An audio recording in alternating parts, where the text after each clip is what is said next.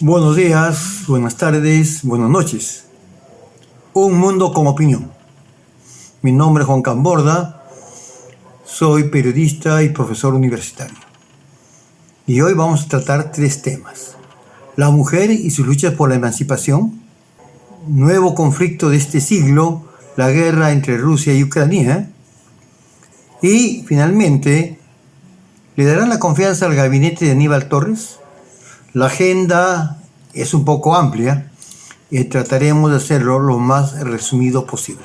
Cuando hablamos de la mujer y sus luchas por la emancipación, recordamos que la oficialización de esta fecha es el 8 de marzo como Día Internacional de la Mujer y sirve para rendir homenaje a todas las mujeres del mundo, indistintamente raza, credo, ocupación o ubicación social.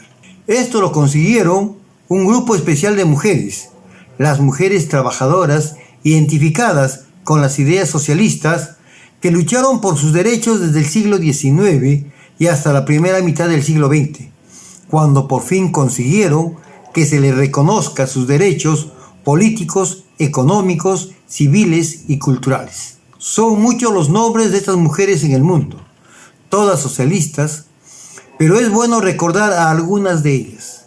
En el caso peruano, ocupa un primer lugar Flora Tristán, amiga de Carlos Marx y Federico Engels, nacida en Francia, pero de descendencia peruana, considerada como una de las primeras mujeres en el mundo que luchó por los derechos civiles y políticos, no solo de las mujeres, sino también de los hombres. Flora Tristán entendía que no era posible alcanzar la emancipación de la mujer al margen de la emancipación de todos los trabajadores, y entregada a la tarea de organizar a los obreros, recorrió Francia, Bélgica y otros países de Europa, compartiendo sus ideas con Marx y Engels. La frase "proletarios del mundo unidos" fue una inspiración de ella. Así como Flora Tristán, otras mujeres en el mundo buscaron organizar a las mujeres, siendo una de las organizaciones más importantes la Unión de Mujeres Socialistas de Estados Unidos, que organizaron y dirigieron las principales huelgas y marchas por los derechos civiles de las mujeres en ese país y sirvieron de ejemplo para otras naciones.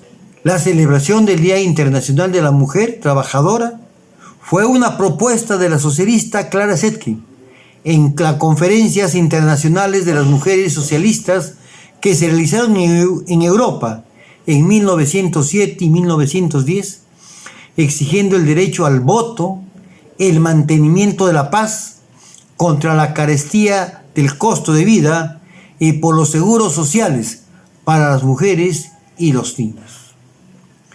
Justamente en la conferencia de 1910, Clara Zetkin y Katy Dunker, junto con Rosa Luxemburgo, todas las representantes del Partido Socialista Alemán, estuvieron presentes, y las dos primeras presentaron la propuesta para conmemorar un Día Internacional de la Mujer Trabajadora, y la fecha elegida fue el 8 de marzo. Como dicen las mujeres de hoy, las jóvenes mujeres de hoy, no hay nada que festejar. Hay que rendir homenaje. Porque a las mujeres que lucharon por conseguir que haya una fecha que conmemore el Día de la Mujer Trabajadora, fueron mujeres que arriesgaron la vida y su libertad. Fueron encarceladas, torturadas y asesinadas para alcanzar la emancipación de la mujer, de la que hoy todavía en algunos países no la gozan plenamente las mujeres.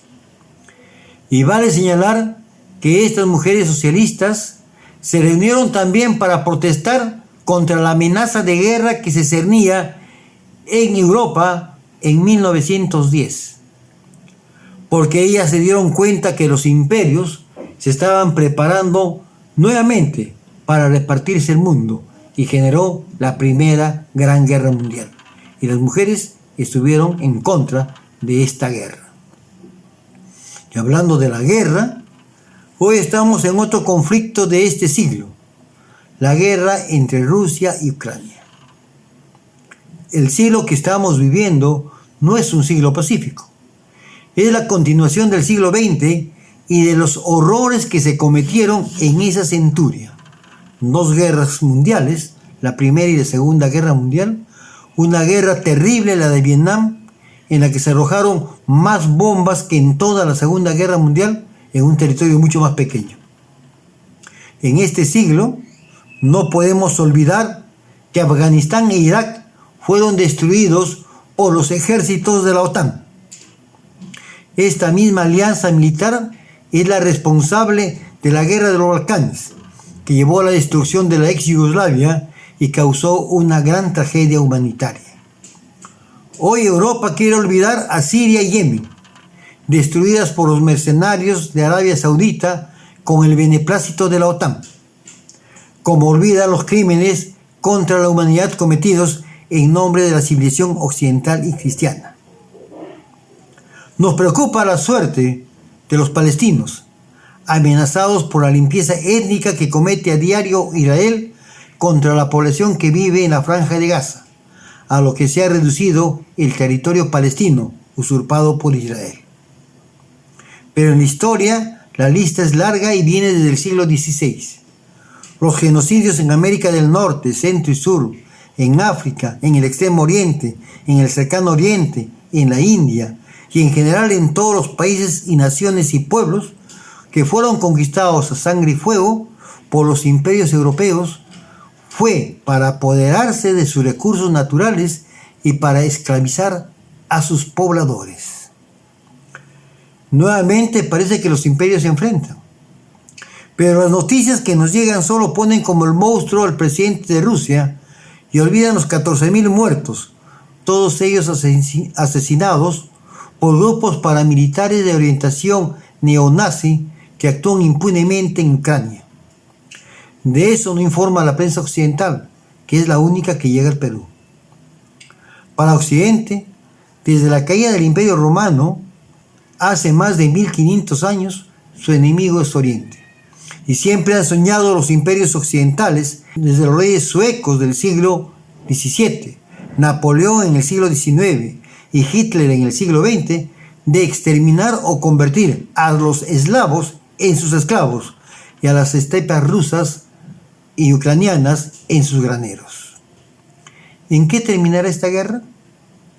Esperamos que no sea la Tercera Guerra Mundial.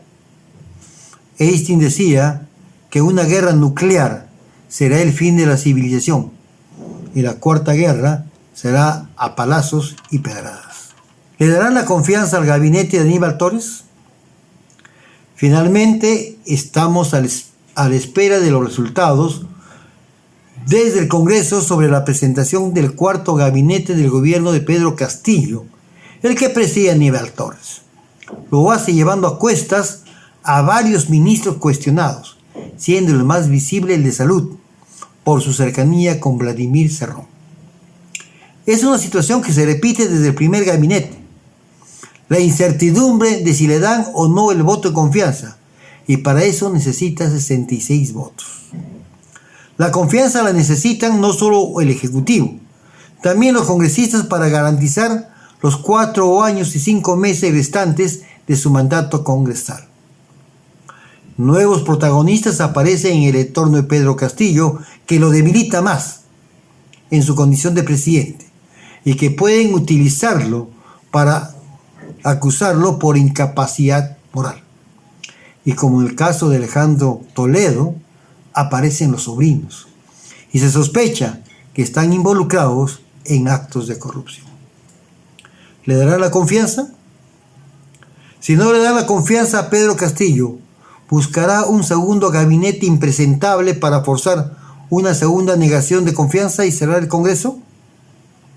O antes de que eso ocurra, ¿alcanzarán los opositores, los de Castillo, los 87 votos para vacarlo? Las encuestas aseguran que los peruanos en su gran mayoría no quieren la vacancia o renuncia de Castillo, sino que piden que se vayan todos, es decir, que renuncie o se dé la vacancia de Castillo y se cierre el Congreso. Esto significa nuevas elecciones generales. Y mientras tanto, ¿quién gobierna? Castillo, Boluarte, Alba. Ese también es un tema a debatirse. Sus opiniones son necesarias. Quiero conocerlas. Háganlas llegar. Suscríbanse si quieren seguir viendo más producción de Un Mundo con Opinión. Tengan ustedes buenos días, buenas tardes, buenas noches.